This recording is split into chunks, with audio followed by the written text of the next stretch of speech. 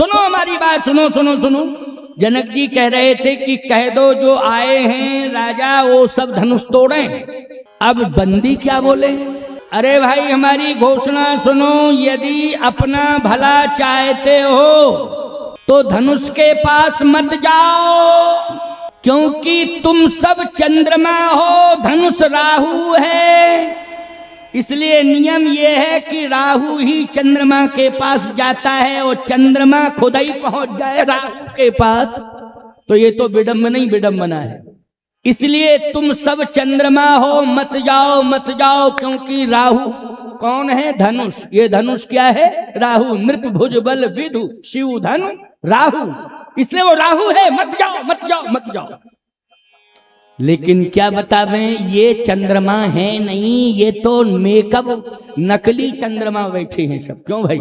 नकली चंद्रमा, असली नहीं है, ये नकली चंद्रमा है। क्योंकि जब देखा इन्होंने सब चकोरे ही बन गए तो कहा हम ही चंद्रमा बने जाते हैं, हम ही चंद्रमा बने जाते हैं। जैसे कालनेम साधु नहीं है लेकिन कहता हम साधु बने जाते हैं, कपट मुनि साधु नहीं है कहता हम साधु बने जाते हैं। ऐसे ही रावण साधु नहीं है लेकिन कहता है कि सीता हरण के लिए हम साधु बने जाते हैं। ऐसे ही ये जो है चंद्रमा बन गए, चंद्रमा है नहीं, लेकिन बन गए सब चंद्रमा, नकली चंद्रमा, असली चंद्रमा नहीं है। क्या है?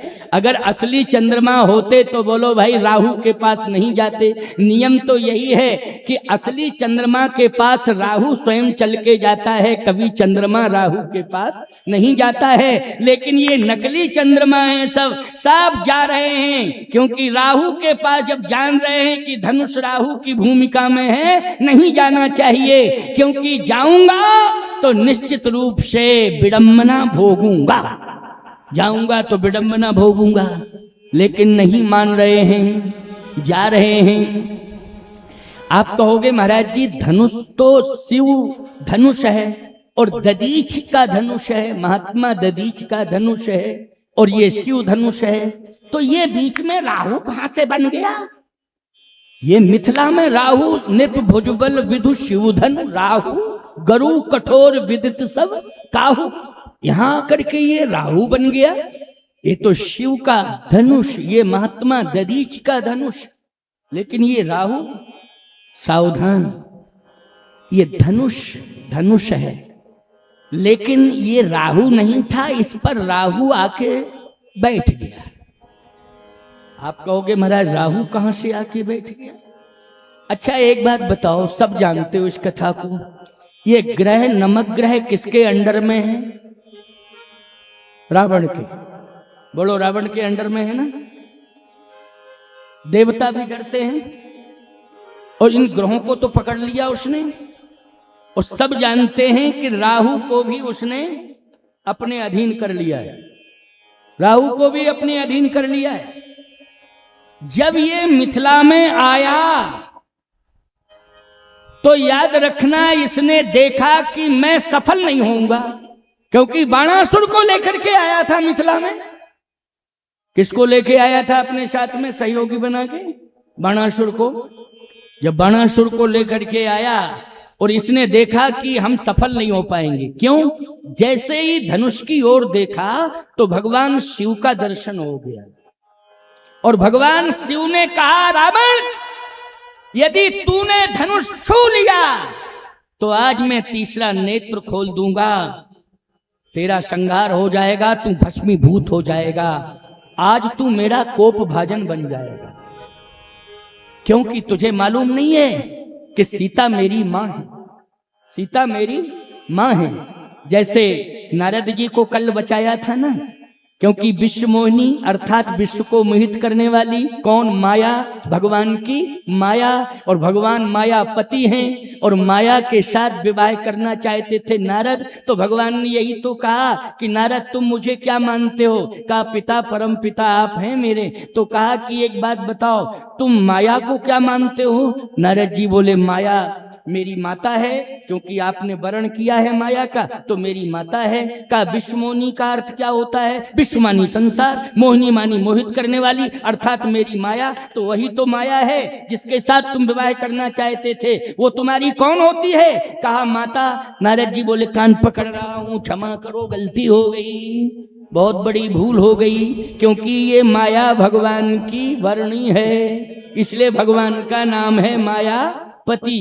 ठीक इसी प्रकार से भगवान शिव ने कहा कि वैदेही सीता जानकी मैथिली मेरी मां है, और यदि तूने अपने भुजाओं के बल पर धनुष को खंडित कर दिया तो याद रखना तू मेरा कोप भाजन बन जाएगा।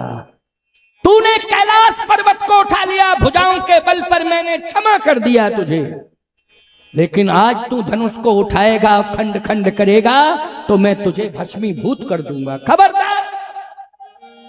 रावण ने बाणासुर से कहा कि भैया मरने नहीं आए, विवाह कराने आए कि मरने आए, चलो वापस चलो, वापस चले।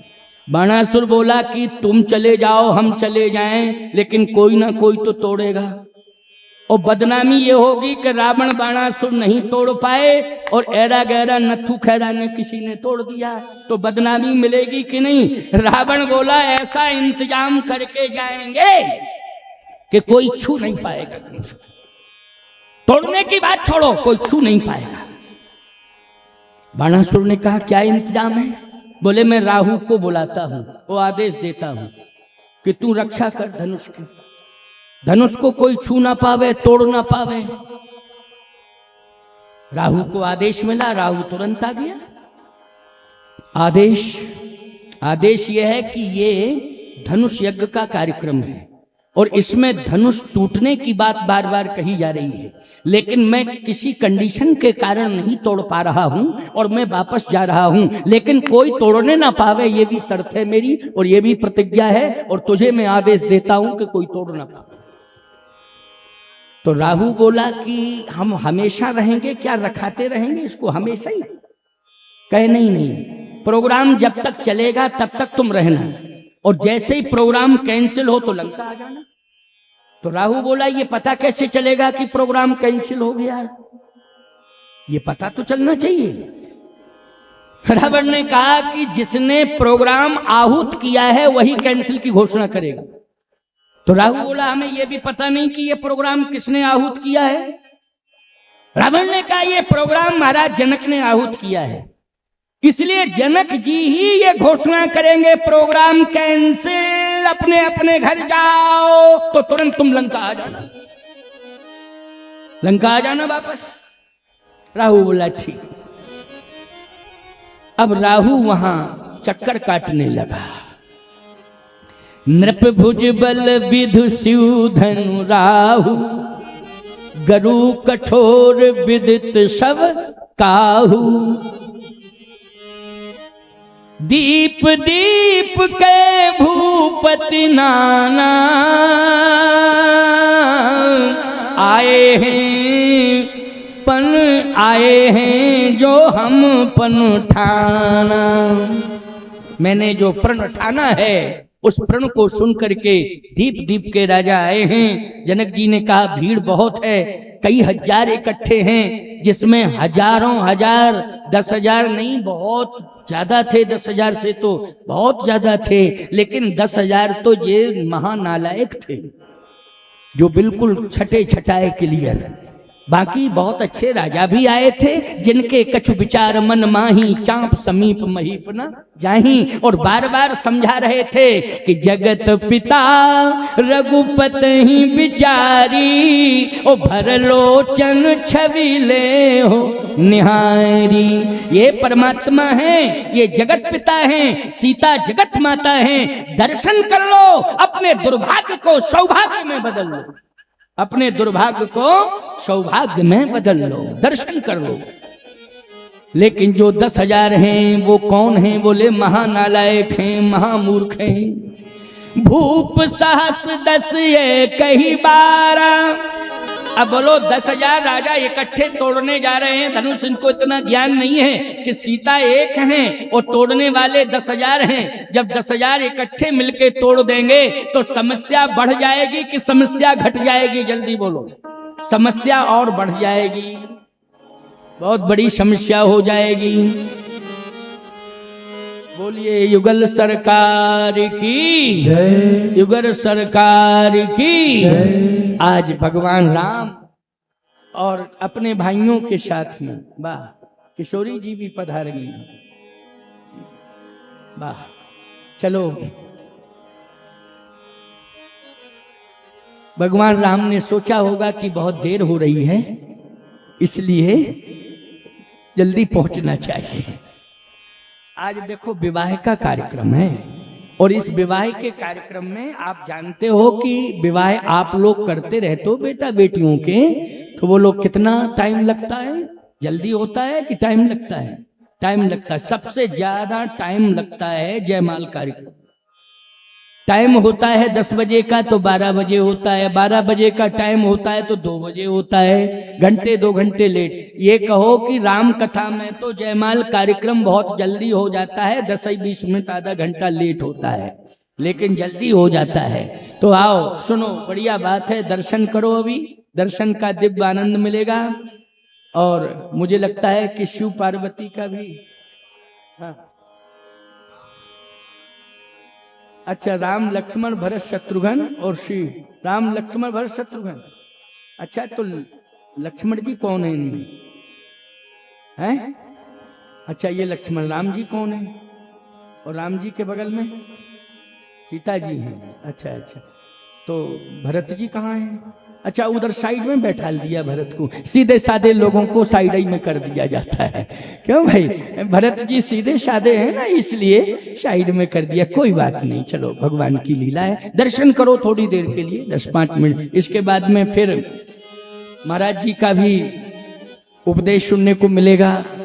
वो दर्शन तो दे ही रहे हैं, लेकिन उपदेश भी उनका होगा और आप सब श्रवण करेंगे। और फिर दिव्य प्रसाद है, उस प्रसाद को, महाप्रसादी को भी आप लेंगे और बड़ा ही आनंद आ रहा है। और इस आनंद में थोड़ा सा और 10 मिनट का आनंद ले लो, क्योंकि फास्ट गति से हम कथा को आगे बढ़ा रहे हैं। रावण चला गया, लेकिन ये 10,000 राजा इकट्ठे आक्रमण कर रहे हैं धनुष के ऊपर। सीता एक हैं और राक्षस ये दैत्य जो जा रहे हैं, राजा, दुष्ट राजा, ये 10,000 हैं। अब 10,000 एक साथ तोड़ें तो समस्या बढ़ जाएगी, क्योंकि विवाह किसके साथ होगा? क्योंकि मिलके 10,000 ने तोड़ा है। जैसे महागठबंधन में अगर चुनाव जीत जाते तो समस्या यही रहती, प्रधानमंत्री कौन बने? कौन बने प्रधानमंत्री? जब इकट्ठे सब लड़े हो तुम, प्रधानमंत्री कौन बने? इसमें स्पष्ट घोषणा तो होती नहीं है। यहाँ भी राजाओं ने कहा कि हम लोग इकट्ठे जा रहे हैं और धनुष तोड़ रहे हैं, और जब धनुष टूट जाएगा तो फिर 10,000 आपस में लड़ेंगे, लड़ते लड़ते सब मर जाएंगे, बाद में एक आध जिंदा रहेगा, उसी के साथ सीता का विवाह हो जाएगा। बस यही कंडीशन रहती है प्यारे। इसलिए कभी भी गलत कार्यों में सहयोगी सहभागी मत बनो। याद रखना, अच्छे काम के सहयोगी हो जाओ, साथी बन जाओ, और अच्छा कार्य करने में सफलता मिल जावे, ऐसा पूर्ण प्रयास करके पूरी ताकत लगा दो कि ये अच्छा कार्य सफल हो जावे, और हमारा सहयोग समर्थन है, क्योंकि कार्य बहुत अच्छा है। इसलिए कभी अच्छे कार्य में बाधा नहीं बनना चाहिए। ये सब इकट्ठे होकर के एक दिव्य महामहोत्सव, सीताराम जी के दिव्य मिलन में, ये सुंदर मिथिला धाम में आज बाधा बन करके पहुंच गए हैं, और 10,000 राजा एक साथ जाकर के धनुष के पास पहुंचे। लेकिन याद रखना, ये राजा सब चंद्रमा बन के गए हैं। क्या बन के गए हैं? चंद्रमा। अच्छा, एक ही चंद्रमा नहीं, अनेक चंद्रमा इकट्ठे हो जाएं तो एक राहु भारी होता है कि नहीं होता है? जल्दी बोलो। एक राहु भारी हो जाता है, याद रखना। चाहे जितने अनंत रूप चंद्रमा धारण कर ले, लेकिन राहु के आगे उसे कष्ट उठाना ही पड़ता है, पराजित होना ही पड़ता है। इसलिए ये 10,000 जो है चंद्रमा बन के पहुंच गए, लेकिन एक राहु, याद रखना, उसने सफल नहीं होने दिया। बोलो भाई, सफल नहीं होने दिया उस एक राहु ने। सब निराश होकर के चले आए। उसने तुरंत सूचना दी लंका में रावण को, सफल हो गया मैं, सफल हो गया मैं, सफल हो गया मैं।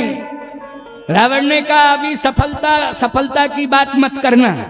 क्या जिसने प्रोग्राम आहूत किया है उसने प्रोग्राम कैंसिल किया क्या? कहे अभी कैंसिल की घोषणा तो नहीं हुई, तो इसलिए अभी कैंसिल की घोषणा नहीं हुई, इसलिए खतरा है, अभी रहो, अभी कैंसिल नहीं हुआ प्रोग्राम इसलिए खतरा है। अच्छा एक बात आपको बतावें, विश्वामित्र जी महाराज भी मौके की तलाश में हैं। विश्वामित्र जी महाराज मौके की तलाश में हैं, राम जी को अभी आज्ञा नहीं दे रहे हैं। क्यों? ये राहु चक्कर काट रहा है। कौन चक्कर काट रहा है? ये राहु चक्कर काट रहा है, इसलिए मैं अपने रामचंद्र को प्रभावित नहीं करूंगा, इसको चक्कर काटने दो। फिर बोले ये राहु की महादशा जैसे ही खत्म होगी तैसे ही हम आज्ञा देंगे, अभी नहीं देंगे। आज्ञा मिलेगी लेकिन बाद में। विश्वामित्र जी देख रहे हैं राहु चक्कर काट रहा है। 10,000 जितने भी राजा थे सब पराजित हो गए, सब उदास भाव से बैठ गए। और जैसे उदास भाव से बैठे तो जनक जी ने कहा तजहु आस, तजहु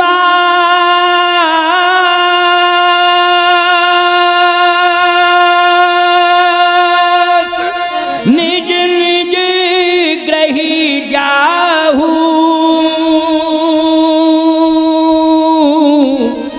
लिखान विधि बई देहि विवाह। जाओ अपने अपने घर, विधाता ने मेरी बेटी वैदेही का विवाह भाग्य में नहीं लिखा है, इसलिए जाओ अपने अपने घर। राहु ने कहा ये घोषणा तो जनक जी कर रहे हैं, तजहु आस निज निज ग्रह जाहू। फिर उसने एक बार सुना प्रयास करके कि कहीं एक सुनने में गलती तो नहीं हो रही। जनक जी ने फिर कहा क्यों बैठे हो, मैं बार बार कह रहा हूं तजहु आस निज निज ग्रह जाहू, लिखा न विधि वैदेहि विवाहू। तो तजहु आस निज निज ग्रह जाहू, तो धनुष छोड़ के भगो राहु। और जैसे ही राहु भगा तो विश्वामित्र समय शुभ जानी, और बोले अति सने मैं बानी। उठहु राम भंजौ भव चापा।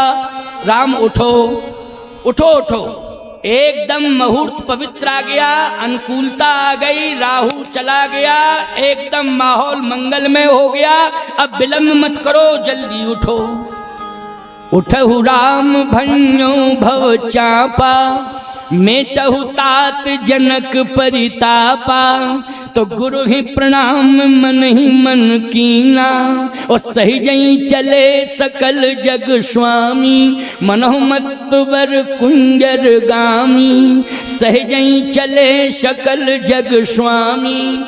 भगवान बिल्कुल सहज भाव से चल रहे हैं, क्योंकि राम जी पर न राहु का कहीं कोई प्रभाव पड़ता, न केतु का प्रभाव पड़ता है, और न रावण का प्रभाव, न राक्षसों का प्रभाव। भगवान राम तो केवल राम है, राम समान राम निगम कहें।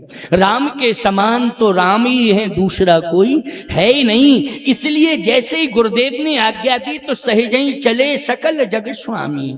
कोई प्रभाव नहीं पड़ा कि कौन है, क्या है, किसने क्या कहा, कौन क्या कर रहा है, क्या होगा, क्या सोच करके कौन बैठा है। भगवान ने कुछ सोचा ही नहीं। गुरुदेव ने आज्ञा दी, बस प्रणाम किया, सहजई चले सकल जग स्वामी। जैसे ही चलने लगे तो जो राजा थे असफल राजा, वो राजा गए नहीं थे, केवल राहु खिसक गया, चला गया राहु, लेकिन राजा बैठे रहे। अब जब राजा बैठे रहे तो सावधानी से सुनना मेरी बात को, बहुत महत्वपूर्ण बात है। सहज भाव से भगवान जा रहे, धनुष के पास पहुंचे, और जैसे ही धनुष के पास पहुंचे तो दाहिन दियो पिनाक, तो समिट के भयो मनाक।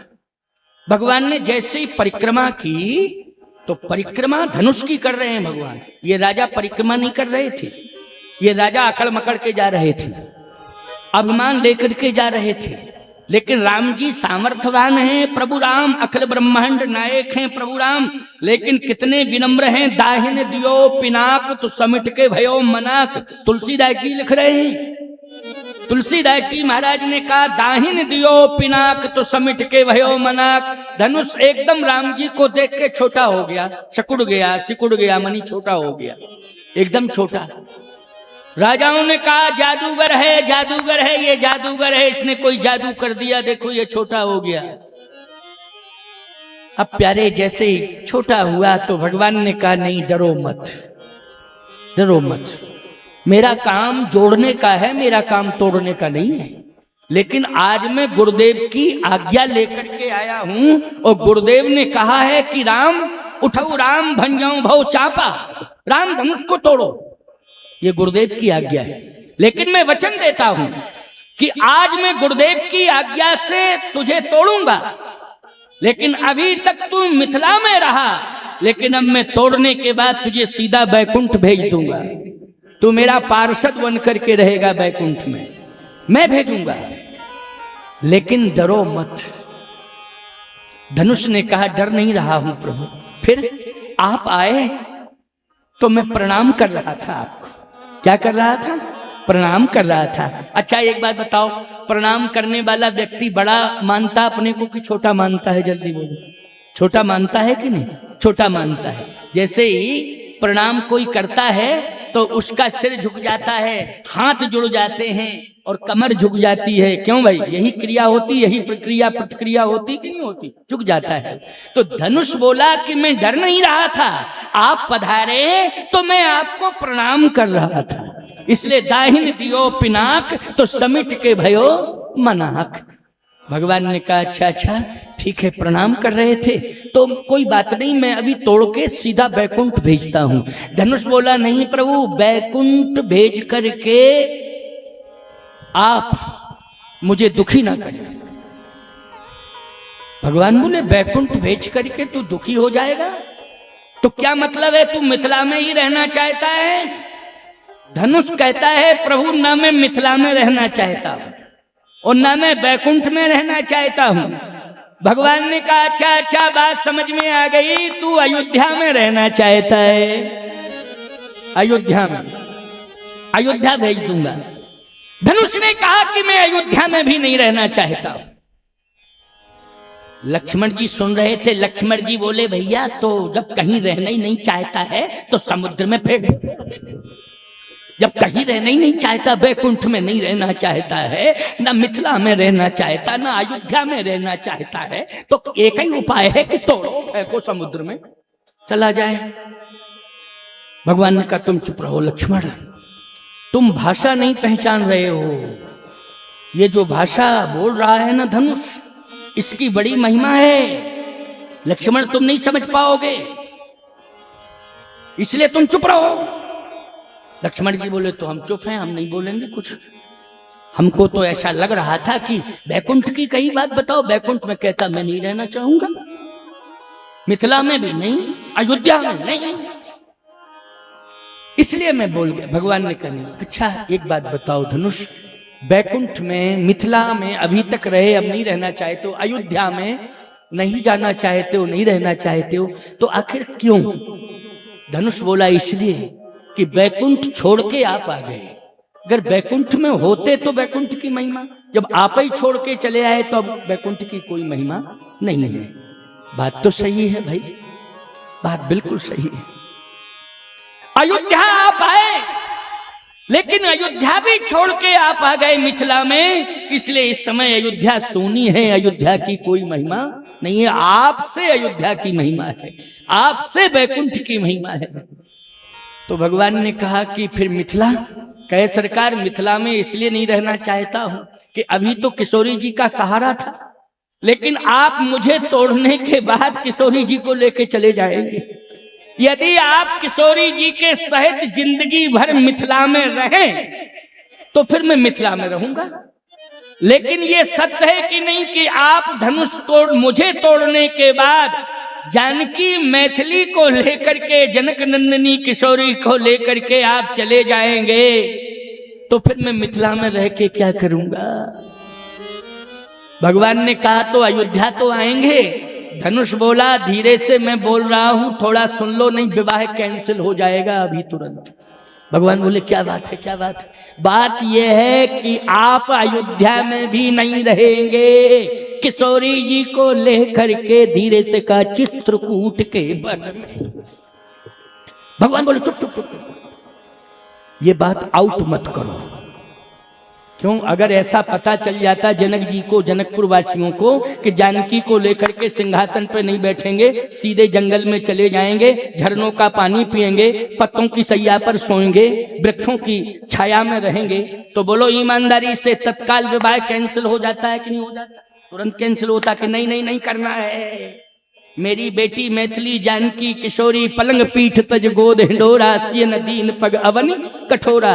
अगर ये बात, क्योंकि इस मर्म को धनुष कैसे जानता है? इसलिए जानता है क्योंकि ये धनुष दधीच की हड्डियों से बना है, और दधीच महापुरुष हैं, महात्मा हैं, तपस्वी हैं, और तपस्वी का अस्तित्व कभी किसी काल में समाप्त नहीं होता है। इसलिए आज धनुष के अंदर कौन बैठे हैं? बोले महात्मा दधीच बैठे हैं, वही बोल रहे हैं। महात्माओं को मर्म मालूम है कि प्रभु सिंहासन पर नहीं बैठेंगे, वो कहां जाएंगे? मुनिगण मिलन विशेष बन सबई भांति हित मोर। महात्मा जानते हैं हम सबके आश्रम में आएंगे, हमारे दुख दर्द को दूर करेंगे। राम जी सीता के सहित सिंहासन पर अभी नहीं बैठेंगे, ऋषि मुनि महात्माओं के दुख को दूर करेंगे और अयोध्या का राज वैभव छोड़ करके वन में आएंगे, संतों के पास आएंगे और संतों के दुख को दूर करेंगे। बोलो महात्मा दधीच इस मर्म को जानते हैं कि नहीं? इसलिए राम जी ने कहा कि रुको रुको रुको, अब बताओ सही क्या चाहते हो, कहां रहोगे? धनुष ने कहा कि आपके श्री चरणार बिंदुओं में। बोलो बैकुंठ, अयोध्या, मिथिला, समस्त तीर्थ, इन सबसे महान हैं भगवान के चरणार बिंदु।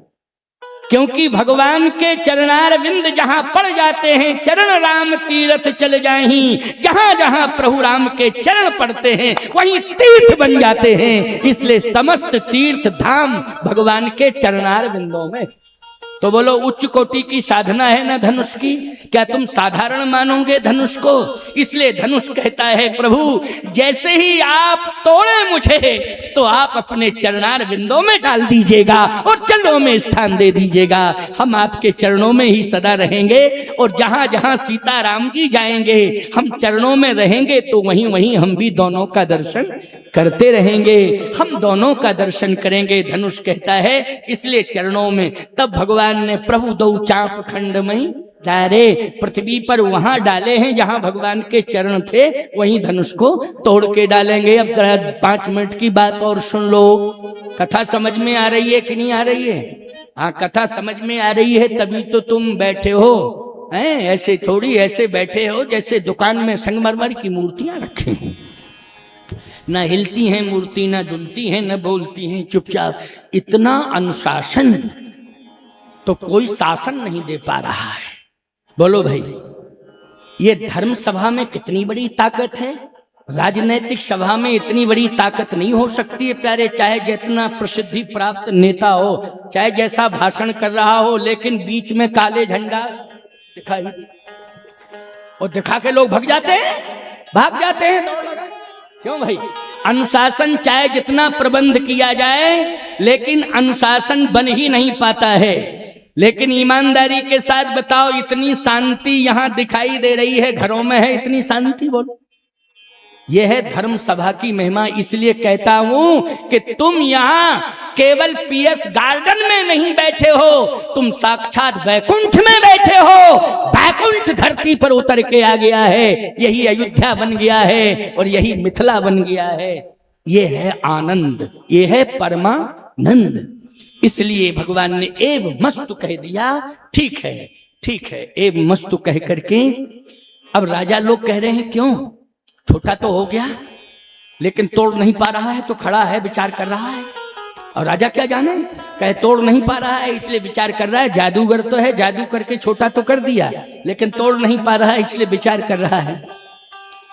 भगवान ने कहा, धनुष तुम टूट रहे हो, लेकिन दो हृदयों को जोड़ रहे हो। हैं? लोग टूटते हैं, लेकिन टूटने के पहले न जाने कितने परिवारों को तोड़ देते हैं। बोलो भाई, तोड़ देते हैं। लेकिन धन्य है रामायण, ये राम कथा, ये धनुष आज टूट रहा है, लेकिन सीता राम को जोड़ के टूट रहा है। प्यारे, आज सीता राम का मिलन कराने में सबसे बड़ी भूमिका निभा रहा है। इसलिए संत संत होते हैं, संत जीवंत अवस्था में हैं तब भी दर्शनीय हैं, और संत यदि ब्रह्मलीन हैं तब भी संत जो है उपयोगी हैं, तब भी संत हमारे लिए आधार हैं, तब भी संत हमारे लिए परवर दिगार से मिलाने वाले हैं, माध्यम हैं। इसलिए संतों को हमें साधारण रूप में नहीं लेना चाहिए। जो संत साकेतवासी हो गए, वैकुंठवासी हो गए, ब्रह्मलीन हो गए, याद रखना कहीं ना कहीं उनकी ऊर्जा काम कर रही है। बोलो, कर रही है ना? उनकी ऊर्जा, उनका प्रभाव, उनका अस्तित्व काम कर रहा है। इसलिए कभी ऐसा सोचना ही नहीं चाहिए। आज महात्मा दधीच की तपस्या जागृत अवस्था में हो गई, और भगवान ने जैसे ही हाथ बढ़ाया तो अपने आप ही धनुष भगवान के हाथ में आ गया, अपने आप। राजाओं ने कहा, चुम्बक है, चुम्बक है, हाथों में जादू है, ये चुम्बक है, देखो। खींच लिया इसने धनुष को, अपने आप ही आ गया। भगवान ने छुआ नहीं, अपने आप धनुष में आ गया, धनुष हाथ में आ गया। जैसे हाथ में धनुष आया, सही बात तो यह है कि ये तो भगवान है, इनमें कितनी शक्ति है, इनका कितना प्रभाव है, ये तो वेदों ने बताया है। लेकिन वेदों के मर्म को तुम नहीं समझ पा रहे हो, इसलिए तुम भगवान के मर्म को भी नहीं समझ पा रहे हो। लेकिन आज तुलसीदास जी ने इतना सरल कर दिया, मर्म बता दिया रामायण में, कि देखिए आज जैसे ही भगवान ने यूं हाथ किए तो अपने आप वो धनुष आ गया भगवान के हाथ में। यानी संत जो है भगवान से दूर नहीं हो सकते कभी, भगवान के हाथों में ही सदा रहते हैं। याद रखना, किसके हाथ में? अंतर यही है कि तुम्हारी भाषा में और साधु की भाषा में बहुत अंतर है। तुम्हारी भाषा कहती है कि सब हमारे हाथ में, ये तुम्हारी भाषा है। बोलो, है कि नहीं? सब हमारे हाथ में, पूरा गांव हमारे हाथ में, पूरा जिला हमारे हाथ में। लेकिन जमानत जब्त, क्योंकि पता चला कि हमारा हाथ ही हमारे हाथ में नहीं था, पोल खुल गई। क्यों? हमारा हाथ ही हमारे हाथ में नहीं था, पोल खुल गई।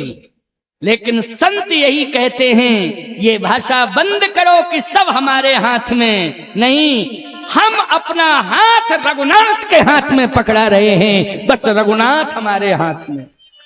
हम अपना हाथ किसके हाथ में पकड़ा रहे हैं? रघुनाथ के हाथ में पकड़ा रहे हैं। बोलो, कितने बड़े शक्तिशाली हो जाओगे तुम जब परमात्मा तुम्हारा हाथ पकड़ लेगा। तो ईमानदारी के साथ बताओ, तुम्हारे जैसा शक्तिशाली कोई होगा? तुम्हारे जैसा प्रभावशाली कोई होगा? हो ही नहीं हो सकता है। इसलिए आज हम आपसे एक बात कह रहे हैं, बहुत स्पष्ट कह रहे हैं कि महात्मा दधीच ने आज अपना पूरा अस्तित्व परमात्मा राम के हाथ में सौंप दिया ना। जैसे ही धनुष आया, जो चेतन को जड़ करे और जड़े करे, चेतन जड़ चेतन हो जाता है। ये भगवान का प्रभाव है। जैसे ही धनुष आया, लेत चढ़ावत खेचत गाढ़े, लेत चढ़ावत खेचत गाढ़े, ओ काहू न लखा देख सब ठाणे। सब यही देख रहे हैं कि धनुष आ तो गया लेकिन टूटा नहीं है, लेकिन कब धनुष टूट गया ये किसी ने देख नहीं पाया। लेत चढ़ावच खेचत गाढ़े, ओ काहू न लखा देख सब ठाणे, तही क्षण राम मद धनु तोरा, भरे भुवन धुन घोर कठोरा। श्यावर रामचंद्र भगवान की जय। किसी ने देख नहीं पाया कब टूटा। प्रभु दो चाप खंड मही डारे, जहां पर प्रभु के चरण हैं उसी भूमि पर धनुष को डाल दिया, यानी पद नख का आश्रय मिल गया टूटे हुए धनुष को। भगवान के श्री चरणारविंदों में स्थान मिल गया धनुष को।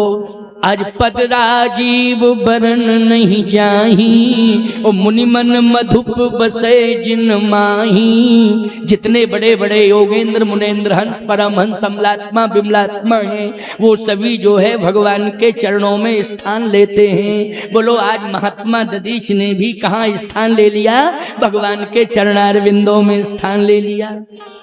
अब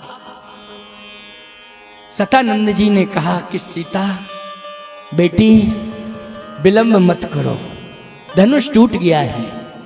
सखियों से कहा कि जाओ जानकी को ले जाओ। एक सुंदर पुष्पमाल सखियों ने श्री किशोरी जी को दी। लो अब किशोरी जी पुष्पमाल लेकर के जा रही हैं, 6 वर्ष की हैं, छम छम छम छम कर रही हैं, बहुत छोटी हैं और पुष्पमाल लिए हैं हाथ में। जैसे ही पुष्पमाल लेकर के श्री किशोरी जी आगे बढ़ी, प्रभु राम के पास पहुंची। पीछे से जो सखी है वो सखी लग रही है कि कोई मिथिला की है, ये नहीं, वो भगवान शिव ही सखी बने हुए हैं, भगवान शिव ही सखी बने हुए हैं प्यारे। किशोरी जी के पीछे खड़े हैं चतुर्सखी के रूप में, और श्री किशोरी जी हाथ में माला लिए हैं।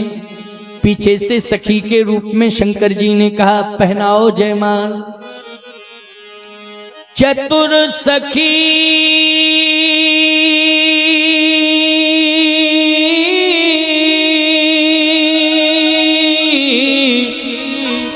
लख कहा बुझाई,